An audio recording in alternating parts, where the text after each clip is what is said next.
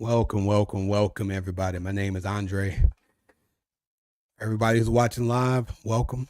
For anybody who's watching on the replay, welcome. This is my first live, and I wanted to go live because for two reasons. Number one, authenticity. In the age of I think what we need right now is the real. So I wanted to bring the real to you live and in person. And then number two is, as a father of 6 kids, husband, I don't really have time to edit. So this is a sustainable way for me to get content out and not spend all my time posting and editing content. Let me get right into it. Childhood wounds, breaking the cycle. That's what I want to talk about today very quickly. And I want to talk about how I got to this. A few weeks back, a friend reached out to me and asked if I wanted to go through a book with him and a group of men. And the book is called, what's going on?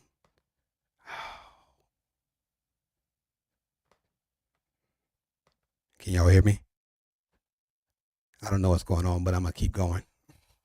Oh, there we go. I'm going to keep going. The book is called From Broken Boy to Mended Man by Patrick Morley. If you can see the book right here. And we've started to go through the book, and I've learned so much about myself as a son. I've learned so much about myself as a father. And after I've gone through it one time, the idea popped into my head, why don't I just go through it live in front of everybody and have some men walk along this path with me?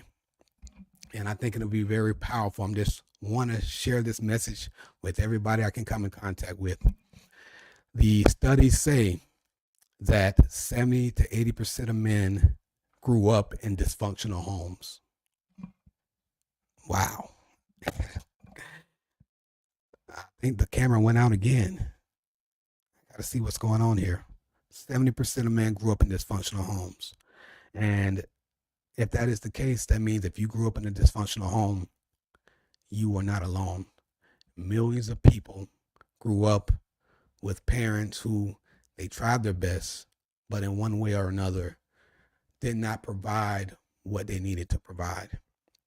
And one of the things the book says is this. The book basically says two things. When a parent does not give a child what he needs, it turns into pain. And he says that unprocessed pain can damage present relationships. So what that looks like, what that can look like is, it can look like insecurities.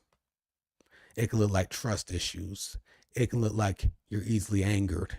It can look like emotional disconnection. And I don't know about you, but for myself, I don't want to pass on any pain that I had from childhood onto my 6 kids. I don't want to pass on any pain that I had onto my wife and to my current relationship. So I really want to heal. I really want to understand what I was missing so that I can be healed and so that I can pass on a better legacy to my children. And the second thing he says is, once you understand the gaps in your childhood, once you understand your pain, you can actually walk on a path towards healing and you can break the cycle. And he uses a path that he walked with his counselor for 8 weeks. He went through an 8-week process to uncover his pains, get out of denial, grieve what needs to be grieved from his childhood, stop making excuses, own what's his, and move on. And that's what we're going to walk through for the next, let's say, 4 or 5 weeks. I'm just going to walk through the book and the process that he outlines in this book. And I'm going to highlight anything that I see coming up. And I want to highlight my story as well. And I just want to say something quick about my story real quick, and I'll be done. And we'll move on to next week. Oh, my kid crying in the background. I don't know. Hold on, Jaleel. My story. My mom's still alive. My dad passed away when I was 19 years old.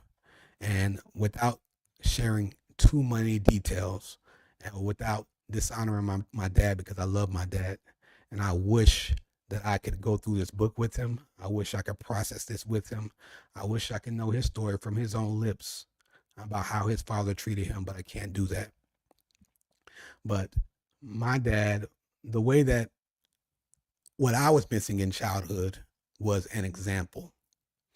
I never doubted that my dad loved me, but he struggled with addiction.